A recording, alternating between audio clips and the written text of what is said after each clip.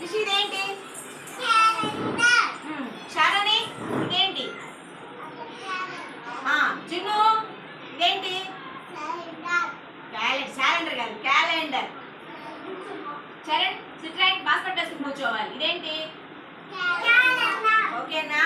సరే, ఇప్పుడు నెలలు చెప్పుకున్నాం కదా, వారాలు చెప్పుకుందామా? ఆదివారము, సోమవారము, మంగళవారము, బుధవారము, గురువారము, శుక్రవారము, శనివారం.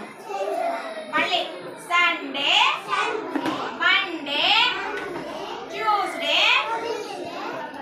వెన్స్డే,